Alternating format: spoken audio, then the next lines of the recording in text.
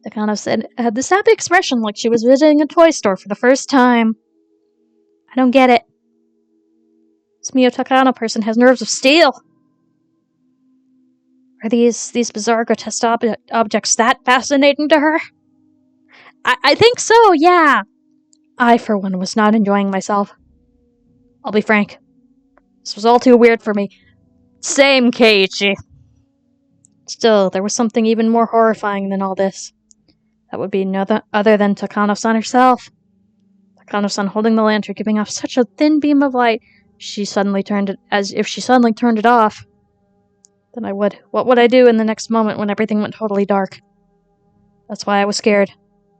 Takano-san had the only light, and anyway, I was scared. At some point, she had started holding onto my shirt sleeve. It was a little annoying to walk like that, but I didn't shake her off. That minor sensation showed me to feel the presence of an ally, here and now. Before we had even walked halfway through the storehouse, the air I felt on my skin changed completely. Cruel tools lined up, crammed together in this place. Some were horrors only made to sacrifice freedom, and some tools were made to efficiently disassemble and prepare bodies for consumption. Those were just the things I understood. There were plenty of other strange-looking objects, but I couldn't even guess the purpose of. Now that I was here, I didn't have the slightest desire to hear those details about what sort of terrifying reason they were meant to be used for. At the very least, they were all completely different from the sort of clean, simple killing function of a katana. Katanas weren't very clean. Tools to kill people were obviously constructed in such a way that they could kill people. Yes, people die when they are killed. If that was the goal, then the person you used them on would obviously end up dead. Kinds of tools here, however, were different. Tools that were here were for cutting people, for crushing them, for boiling them and cooking them, for grinding them. Tools of torture. The demon barber of Hinamizawa. They weren't made for killing people. People dying were just an incidental result. Actually, they may not even kill them. Sacrifices could die during a horrifying ritual process. That would be nice, but they don't even die in the end. They remain in a state of hellish pain. Perhaps they were only being allowed to live. Only now, in this moment, did I fully realize just how terrifying and fearsome this difference was. People, you see. Most of these wouldn't kill them, if used properly. Kano-san, as if reading my mind, displayed a shocking smile.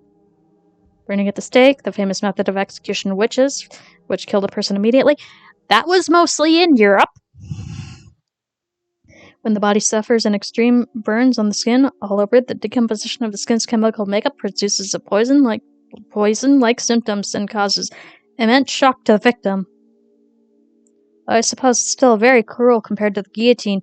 You have to wait far longer for that to happen. She described such horrors in a strangely medical way.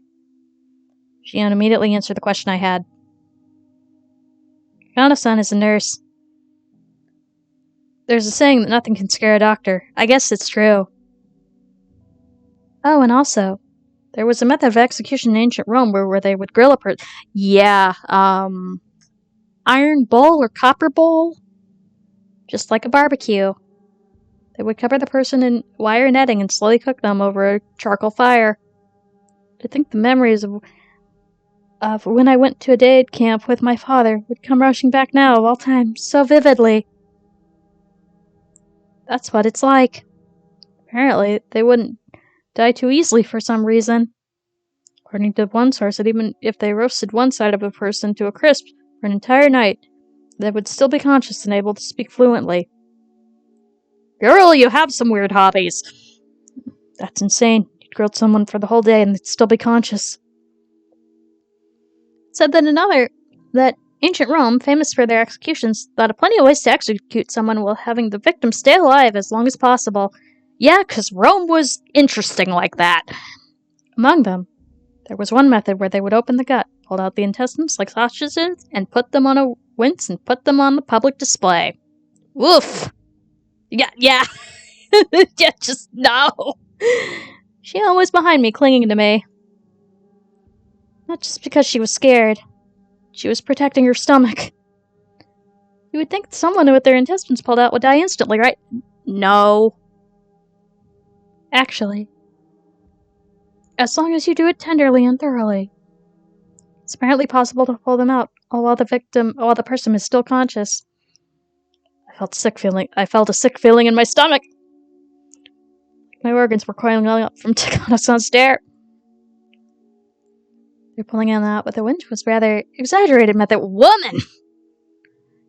In a more barbaric way, they might slice open the gut and cut the intestines out and throw them everywhere.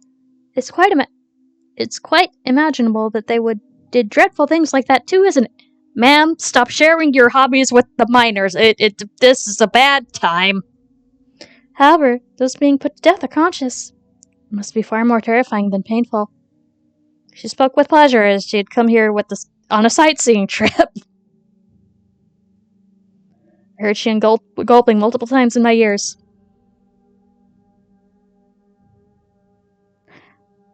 This is just Takano's history lessons. Perhaps in Namazawa, or rather, Onigafuchi village did something like that for the Watanagashi festival. Listen, if you try hard, can't you hear it? I wanted nothing more than to hear anything at all. So why only at times like this do I begin to hear things that I shouldn't be able to? Oh, we're setting in early on the paranoia.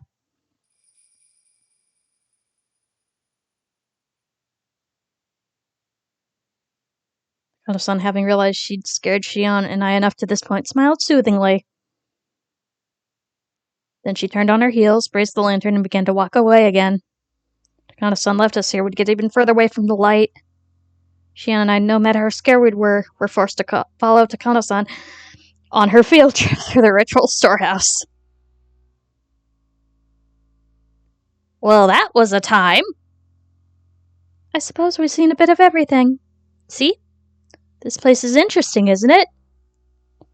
She says, raising her lantern high to the center of the storehouse. The dim light didn't change, but for some reason, it felt like I was able to see all those horrible tools at once. Kei-chan! Look up! Shion stammered while grabbing the nape of my neck. I couldn't tell because it was so dark, but there were a lot more tools hanging from the ceiling as well. They all looked like they were made of iron bars. But then I figured it out. Cages. For cages. They were very small. Cramped cages, just like a casket. Yeah, no, I like your blacksmithing theory. This is just a nice village of blacksmiths. This is fine. If you got locked up in there, no, you wouldn't get locked up inside it. It was another tool meant for restraining people where the iron bars would squeeze you tightly. So many big and large. Things of all shapes were hanging down. Takano-san's mentions of execution by grilling crossed my mind. Woman, you've traumatized the children. Good job. We weren't just surrounded by all sides, but these terrifying instruments. Things crowding up the ceiling or even hanging over our heads. There are many of these sorts of bird cages among European torture devices. I'm surprised to see them in Japan as well. Kei-chan, is there something in there? A person? A mummy? What, where? She desperately pointed to one of the many human-sized bird cages hanging from the ceiling, but I couldn't see which one she meant. Being the dark in there, there wasn't any way if you could tell there was something in there in the first place. I don't see anything. You sure you're not seeing things? Shion didn't seem convinced, but without means to confirm ourselves, we couldn't do much but wonder. My Barakun, after seeing this, have you come to believe in all of it? Countless terrible rituals passed down in Hinamazawa? Got nothing to do with believing in them. Now that I've been showing the real thing like this, there's no possible way to deny it. The notions of Europe, with all their beautiful landscapes and legends, were like a maelstrom during the terrible witch hunts of the Dark Ages. It's well known that the era gave birth to countless gruesome forms of torture and execution. Japan was the same way. didn't have its own air of hellscape like torturous beasts because of religious superstitions and things of that nature. Hinamizawa itself had such a period. But it hadn't had that much history behind it. Even in Europe, the land of witch hunts, which was all far in the past, no more than a series of historical events, and in the age of nothing that abnormal would ever happen. No, this is what we get for spying. This must apply to Hinamizawa as well. Just as Europe had its Dark Age, Hinamizawa had one too. That's how it should be taken. Even if these things really happened in Hinamizawa, they're all long past. So don't worry, children! They don't have anything to do with the people living in Hinamizawa right now. Why, Barakun, you really do like this village. Didn't sound like she was making fun of me. Takano-san gave me a light smile. Takano-san, you're researching whether those customs survived in the present. You are, right? Shion suggested something that made my heart leap into my throat. Are you telling me that all these horrible things are still going on even today? What I'm about to tell you is a secret, alright? I told you, Shion-chan, because you're an understanding person, but the other villagers don't want to hear it. Things go awry, I could be ganged up and punished. Shion flashed a devilish smile, as if revealing the immortality of it. My Barakun, you keep it a secret too, okay? If this gets out, I could suffer Yashiro-sama's curse and be made into a sacrifice. If it's the curse, then I wonder what kind of death it'll be this year. If it's a sacrifice, then will I be thrown into the Onigafuchi swamp while still alive? It's tonight, you know. The night of the Yashiro-sama's curse. Takano-san said, bringing her face up close to ours. As if to say she had the choice, she'd rather suffer the curse. That was what she seemed to be implying. Ma'am, stop inflicting your weird hobbies on these children. Takano-san took a fairly worn notebook out of her paper bag, then began to flip through the pages. There were all sorts of references and newspaper clippings attached to them. There was all manner of things written inside. The letters were very small and bunched together, so I couldn't tell at a glance what it was about. What I'd really like to do is search through the National Library for newspapers from the era, but here it is. A photocopy of the page some book was slid into the notebook, and it too was written in small, tight lettering. Like the other pages, I couldn't tell what it was about just by glancing at it. This is a story that actually happened. It was around the end of the Meiji era. They discovered an unknown mangled corpse, the victim of a murder in Onigafuchi village. An old newspaper clipping attached to the page spoke to someone with no rumor or fairy tale. We don't have most police documents from the time anymore, so it's all based around oral tradition and memories. See? It's not very clear, but it looks like a cutout of a newspaper from the Meiji era. Never before had there been a corpse treated with such cruelty and inhumanity. Could it be the work of a demon? Being a copy of a copy, it was hard to make out, but it was more than enough to make me feel strangely tense. Near the end of the Meiji era, in old Onigafuchi village, a mangled corpse was discovered. The identity of the corpse was unknown. It wasn't even in a state where it could be identified in the first place. It was missing a head, and each limb was separated from the body. Skin had been peeled off in the entirety. There were markings that implied terrible torture in every place imaginable. Not only that, but the belly had been cut open by a sharp knife, with the entrails completely dragged out. Police immediately began an investigation, but since they couldn't even determine the identity of the victim, much less the criminal, finding answers was extremely difficult. Yeah. Do you understand what it must have been like? I couldn't imagine such a strange sight, even if I tried. This was the first time I was ever thankful for my lack of imagination. The victim was skinned while alive, underwent all kinds of torture, and was killed brutally. The author here also thinks that even after death, the remains were divided and dissected even further. The epitome of inhumanity. Oh my, you are just going!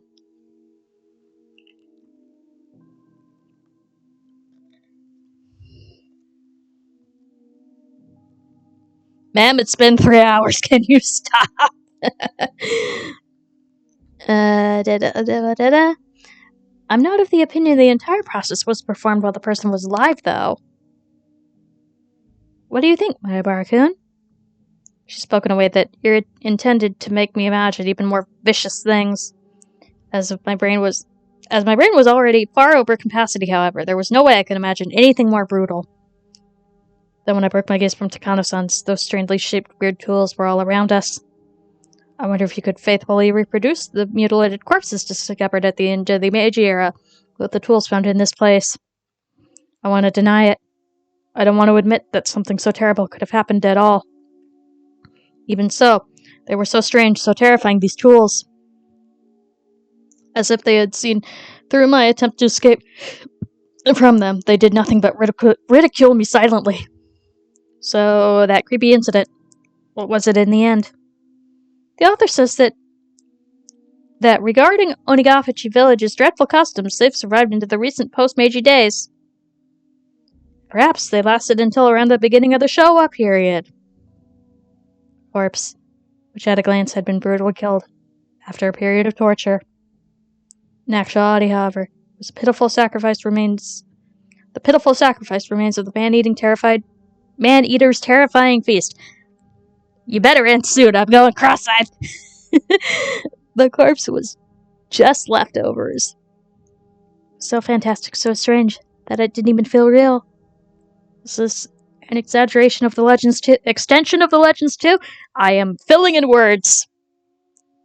It happened in the Meiji era, though, which was just too recent to be called a legend. Also, there's a paper clipping right here suggesting it.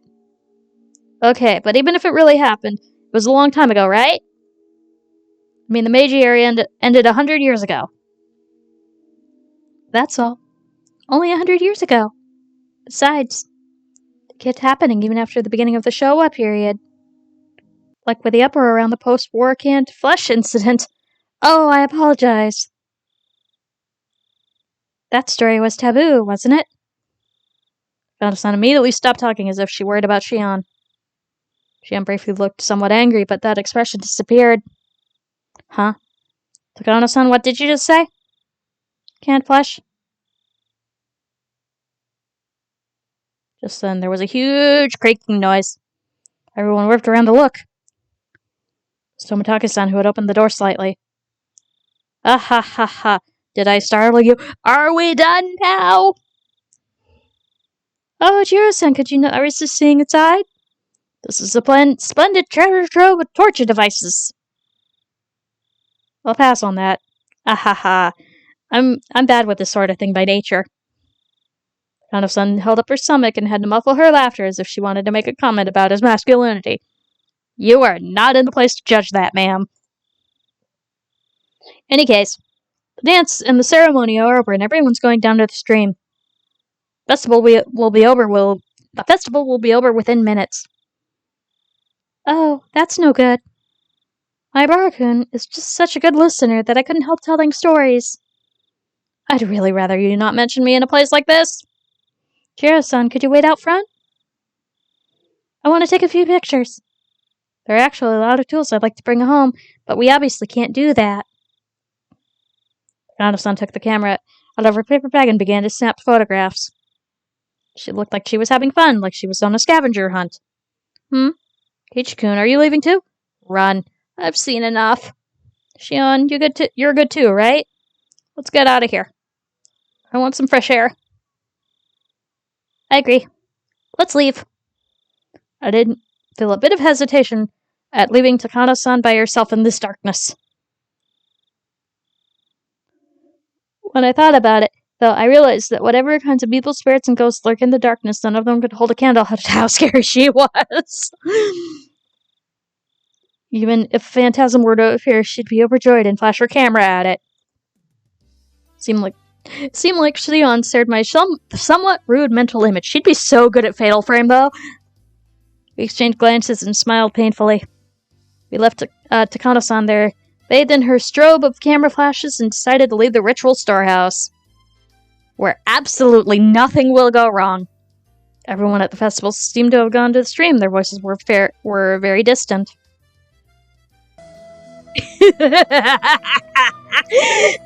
Yes!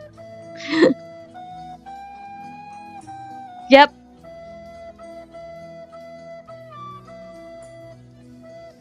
She's gone.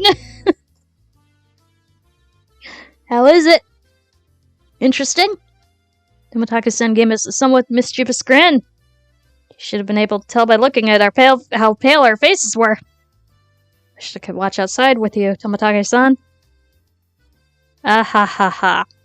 Tomotage-san laughed so delightfully that it wiped away those dark feelings. How did you fare, Shion-chan? Were you scared? I was prepared for it, so I wasn't too afraid, but seeing the real thing, it was powerful. Shion spoke like she wasn't scared at all. She really had been quite afraid, but seeing as how I was in a worse state than her, I didn't have much room to talk. Tomotage-san grinned candidly, in my mind exhausted and locked up by nervousness began to calm itself. That sure was a sentence. Was Takano-san an adult about this little expedition? You know how she seems like a child sometimes. I was worried she'd be way too excited. Well, she and I laughed as we left that as our answer. Hopefully she was only looking at things. I'm worried she'll sneak something out of there, or mess with a ritual implement too much and break it or something. She probably would, though. Right, that's quite possible. She is alone in there right now. She might pilfer something small and easily concealed, hiding it in her pocket. Yeah. I can see that. Shion said what I was thinking. You're sure she didn't break anything? I could clearly hear some noises like someone jumping up and down. I was getting pretty nervous. I'm sorry, I ran out of film. Jiro-san, if you have any more, could I use some? Takano-san suddenly appeared while we were talking about her, taking everyone by surprise. Tomotage-san smoothly grinned and responded as if nothing had happened. It's pretty mature. Ah ha ha ha. I'm all out of spare film. Sorry about that. None for you. Jeez. You won't win any Pulitzer Prizes by not stocking enough film for any occasion, you know. I suppose that's fair, then. Tomotage-san scratched his head apologetically. Without film, we're done here. Takano-san seemed to have given up because of that, too. We checked carefully to make sure we hadn't left anything inside, and then closed the door and turned to the heavy padlock and left beside it. Takano-san, you didn't sneak anything out, right? How rude. I'm trying to not be that childish. Clack. Tomotage-san set the padlock back to the way it was before. From the cursory glance, it didn't look like thieves had snuck in at all. Okay, let's get over to the stream ourselves. If we don't at least set some cotton afloat, there won't be any point in coming to the festival. Tomotage-san spoke brightly, urging us all on. Setting the cotton afloat down the stream? I shake my head a few times, driving away my dismal thoughts at the double meeting. Takano-san, looking a little let down, kept turning back the glance at the ritual storehouse. Let's just leave it at that, alright? You saw enough to state your curiosity, didn't you? Oh, not at all! Everything I found in there renewed my interest. All the stories and legends suddenly hold water. After today, I'm going to have to change the way I look at all this. Wow, she's truly indomitable. Curiosity really is something else. Still interested in all this, even through and through. We descended the stone stairs, and all the people crowding the stream came into view. Near the bottom of the stairs, we could clearly see people receiving cotton that had been cut out for them, wishing upon the cotton and setting it down afloat. And setting it afloat down the stream. The festival was already over, which means hopefully this chapter's almost over. Damn, I missed my chance to photograph the best part of Watanagashi. Oh, but it's not too late. I'm going to go set some afloat. Perhaps you could take pictures of me? Takano-san, with an impish expression, brought her head to Tomotage-san's shoulder. Despite his age, he looked embarrassed. I felt an honest respect for Tomitake-san's man-to-man, dating such a handful of a woman. Goodbye, then. Bye, Barakun. Shion-chan. We're going down to the stream. Would you like to come with us? Hello, kitty kitty. No. I couldn't get in your way. Please take your time. Shion waved her hand down with an expression just as impish as Takano-san's. Hello. Hello, kitty kitty. Hello. Oh, it's kitty loving hours. Hello. Tomitake-san, on his part, seemed to want us to come, but whatever. She took a big stretch and sat down on the stone steps. I'm pretty worn out. Same here. I'm exhausted too. Kei-chan, this is your first Watanagashi, isn't it? You go on, don't mind me. I'm tired, so I'd like to stay away from the crowd. Hello. Oof. Yes, if we were going now, we'd barely slip into the end of the cotton drifting ceremony. My sister and your other friends might be looking for you too. Go on. Oh yeah, that's right. They've been by themselves ever since we got separated. I'd feel bad if they were looking for me. Then Shion suddenly got a playful look on her face and put her index finger to her lips as if telling me to keep this a secret. Yes, kitty kitty. Hi. Hi. Hi.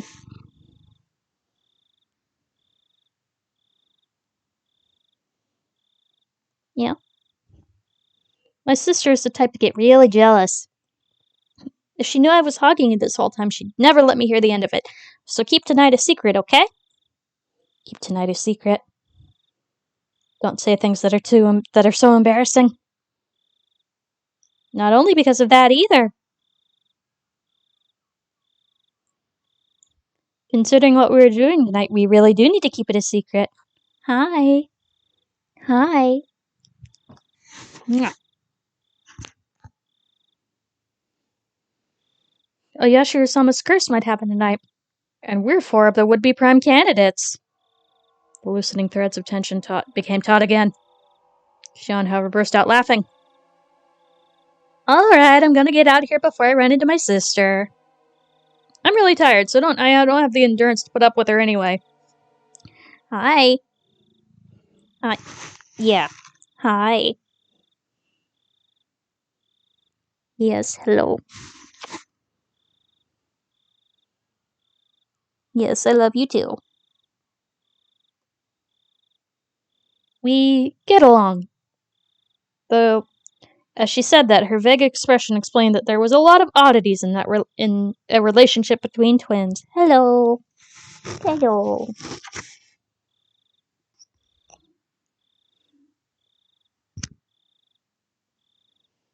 I'm an only child, so I don't really get it.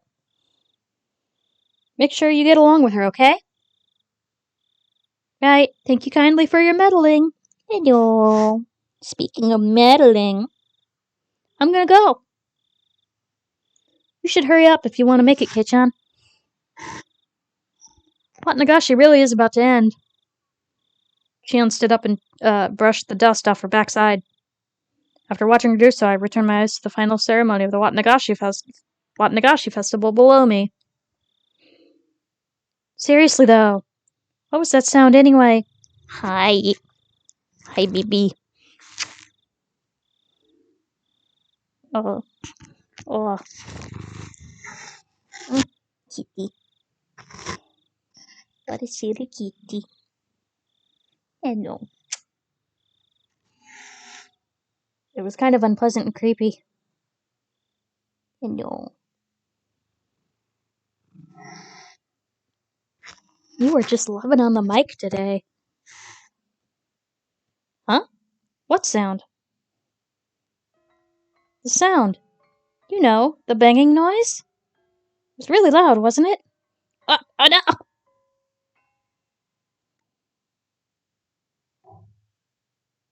OBS! OBS! Okay. It says we're reconnecting. Have we reconnected? It was really loud, wasn't it? I was giving her a blank expression, so Shion stared hard at me. Hello! For like the fourth time! I stared hard at her too. Sorry, Shion. Could you give me the short version? What was making noise? Aside from my kitty kitty. Wait, Kei-chan? It didn't bother you? When it's all said and done? It was like we were speaking two different languages. Shion, explain it to me without jokes from the beginning, will you? What's this about a noise? Kei-chan, you quit joking around too. Really, honestly, it didn't bother you? Neither of us were giving any ground. Both of us were staring at the other in disbelief. We were answering the questions, with no sign of an actual conversation in sight. Baffled, I held the urge to shout at her and asked politely one more time. I'm going to ask one more time, okay? I'll ask the questions. She nodded silently. Okay, here goes. You said there was a sound. What are you talking about? The banging sound. It was like a kid was jumping up and down on the floorboard somewhere far away. It really didn't bother you? There was nothing to be bothered by. When did you hear this? I never heard anything. Wait, Kei-chan, are you serious? Shion, as if she didn't understand my pain, my plain and simple answer pressured me further, her expression serious. I have no clue what she's talking about. But if it has Shion acting so like this, whatever it was gave me the creeps and sent chills down my spine. It was while we were looking around inside the ritual storehouse with the Kana-san. About the time she started her stories, I think it was. Little by little, louder and louder, off and on. She heard banging sound like a child jumping on the distant floorboards. That can't be true. Don't start trying to scare me after all that. I didn't hear anything at all. In fact, it was so utterly silent in the state that my own heartbeat was almost deafening. Please don't scare me either, Kei-chan. It was like something was making a noise the time with Takano-san's scary stories, and I was totally creeped out the whole time. The chill rose from my spine to the back of my head. Blood turned cold as it crawled up my body. When it reached my head, my mind froze over. Me and Takano-san weren't paying any attention at all, so I pretended not to hear it either, but... You heard it, right? It happened a bunch of times. It was really loud. Shion's eyes were begging me to tell her I heard it. I had no doubt, however, that my own eyes suggested something entirely different, and you've got to be kidding me, look. In that storehouse, we were surrounded by brutal tools of torture, like they were from another planet listening to terrifying old stories. The whole time Shion had been hearing a sound we couldn't hear by herself. Should that make Shion, who heard it, tremble, or should it make me, who didn't hear it, tremble? I didn't know the answer to that at the time. For now, Shion seemed to have made that decision before I did. Ha ha. What are you laughing about? I really got you, Kei-chan. I was fibbing the whole time. What? Shion laughed, saying how easily scared I was, and clapped me on the back. Her smile seemed somehow artificial and actually made me feel worse. Then after leaving me, with 2 or 3 generic diplomatic goodbye phrases, she left, almost like she was running away. All I could do was look after her, my mouth agape. At the end of the day, I didn't have a clue what was going on. Shion laughed it off and said she'd been lying, but she couldn't have possibly been lying. Of course not.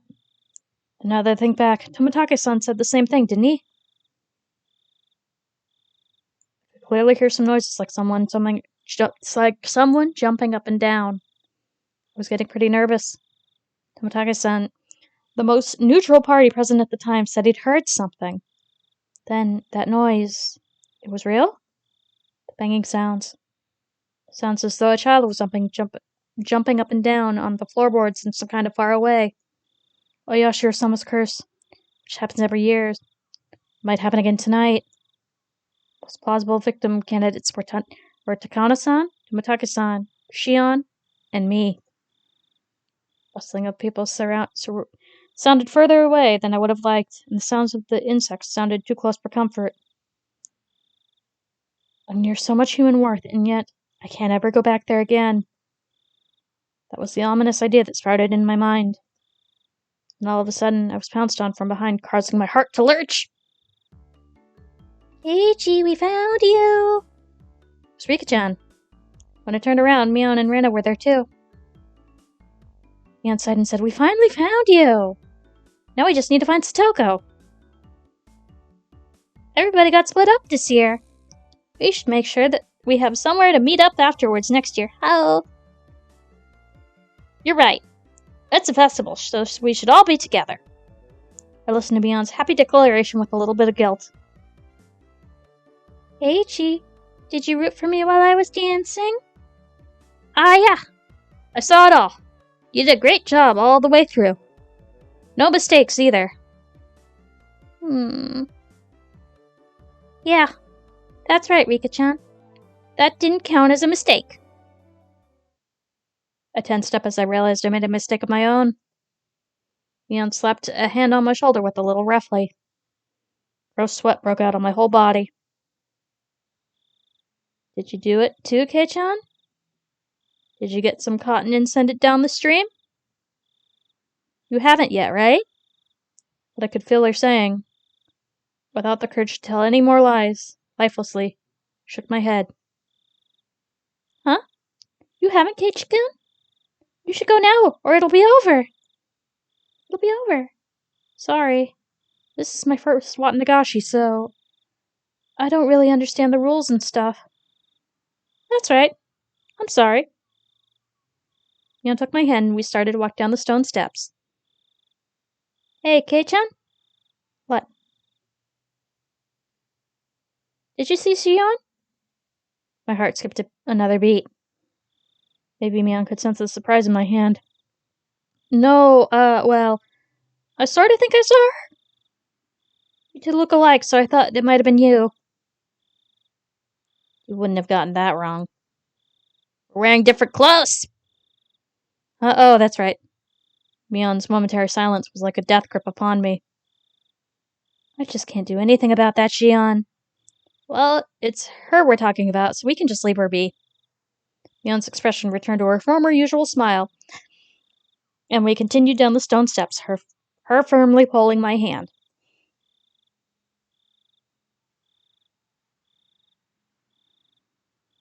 Okay, we got there. Let's see how many tips there are. Because that has to be the end of a chapter. From scrapbook. Okay, cool. We'll do the tips and then we'll call it.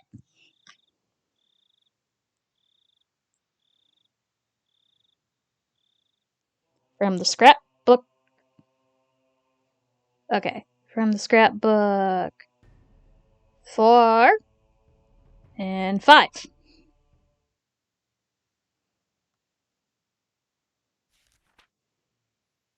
Watanagashi.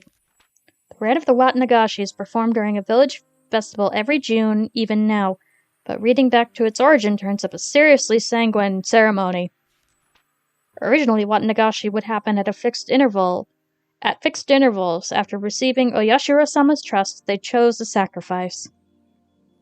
Then the entire village would kidnap, demon away, the person, and ceremoniously dissect and devour them in a feast. Rules that determine the intervals are shrouded in mystery. This is because the ceremonies occurred extremely irregularly. There's a theory that it would be determined based on the astrological fortune-telling, but it isn't too convincing. Residents of ancient Onagafuchi firmly believed that they were half-man, half-demon, transcendents, and that they were more valuable than humans were, and forced people within and without to accept that. Perhaps the act of kidnapping and eating people was done to prove that they were higher up on the food chain. That's just a hypothesis, but maybe the rite of the Watanagashi was a political event for the purposes of either being an outlet for, or outright diverting the attention of, the villagers of the isolated Onagafuchi village. In any case, their complaints are dissatisfactions grew serious. If that was the main reason these ceremonies were held, then it's easy to explain how erratic they were.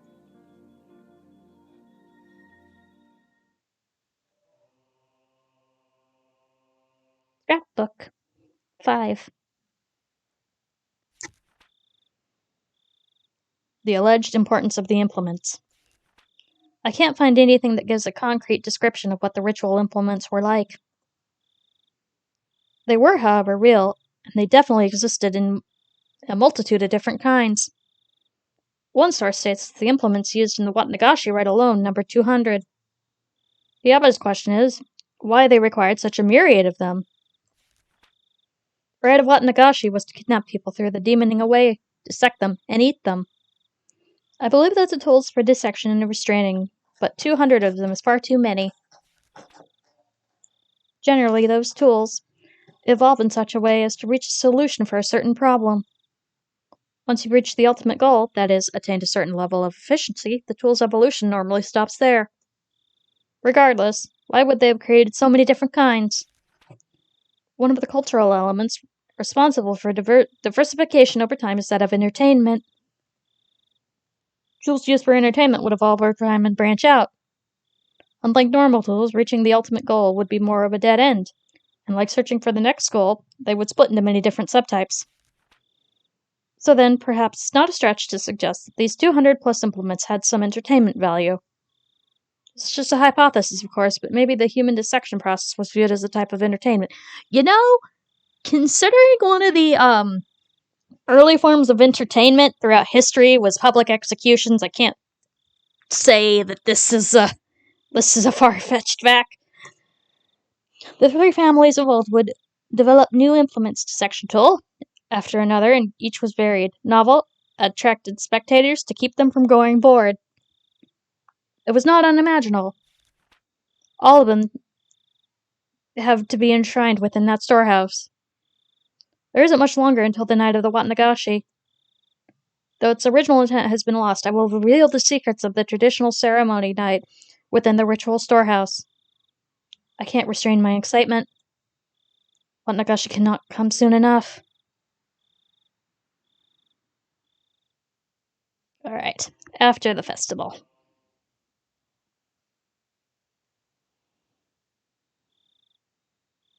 Late that night, tensions in the police stations were strained.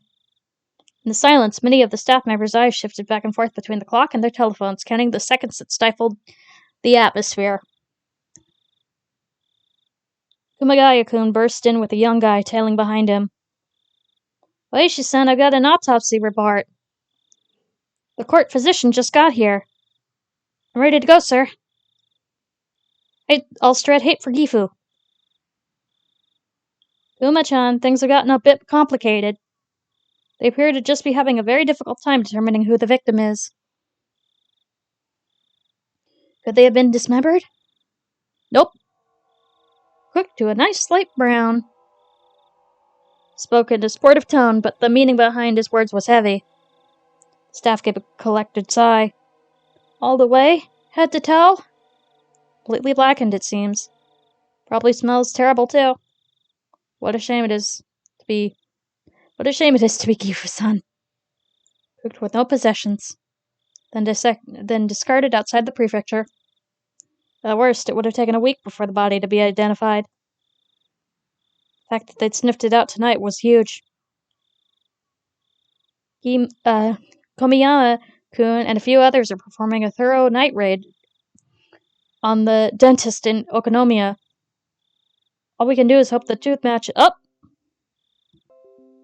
Okay, are we back? Okay. All we can do is hope that the tooth matches some medical records. Sorry. Could someone go buy me 2 or so boxes of ultra mild? The young guy answered with affirmations and darted out into the hallway. He did an excellent job finding it this year. Could be that the person who disappeared in the past years were also scattered outside the prefecture like this. Though why not bury them? Or sink them into the Sea of Japan, or Lake Biwa, or somewhere like that? Why, though? Hasn't the pattern so far been one person dies and another disappears? Yes, I know. Uma-chan, the corpse was inside an oil drum and was steamed and cooked. They probably burned them after strangling them. They knew it would be found. So what do you mean is, from the beginning, they didn't want a person to disappear this year? Not so much as they just aren't related. In fact, whoever did it, the person didn't disappear. In fact, whoever did it seems to have wanted to make a show of it. You mean it could be a warning? Folded his arms and heaved a long and heavy sigh. That might have been the case, and it happened in town. They'd mess it up, taking the victim far away and burn them alive wouldn't have been noticed. If they meant it as a warning, they should have done it closer to Hinamizawa. They wanted to emphasize the fact that they killed the victim, but instead of doing it somewhere for dramatic effect, they did it outside the prefecture. Did they want to emphasize or hide it? Boy, do I wonder what Oyashiro-sama is up to this year. Telephone rang, cut through the heavy silence. Staff member nearby snatched up the receiver. Oishi-san? It's Komiyama. They have it. The dental clinic in Okonomiya fixed the wisdom tooth 3 years ago. What about the records? Complete with x-rays. Well, I feel bad for waking up the dentist before dawn. Uma-chan, go out there as soon as you get the records from, Komiyama-kun. Will do. Oh, it's the chief. Thank you for coming out at this hour. Oishi-san, my apologies for my lateness. What's the situation? Well, it's just getting good, you see. We're getting all fired up. Wahoo!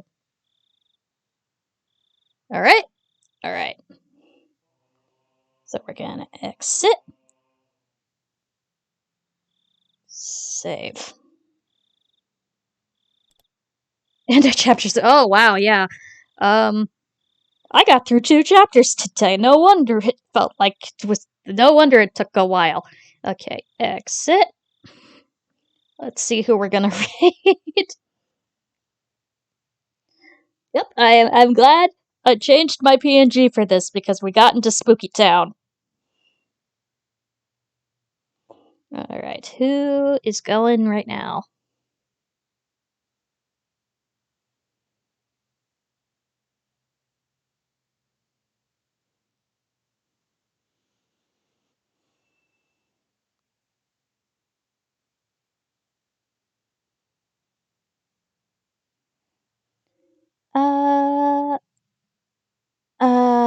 Let's see here. Let's go to Doc today. He's doing like a Dragon Ishin. That is the wrong tab.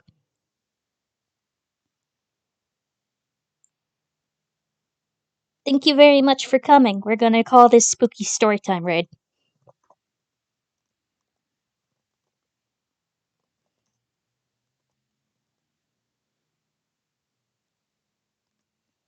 Ta-da! Alright, so I'm gonna raid Doc. Bop.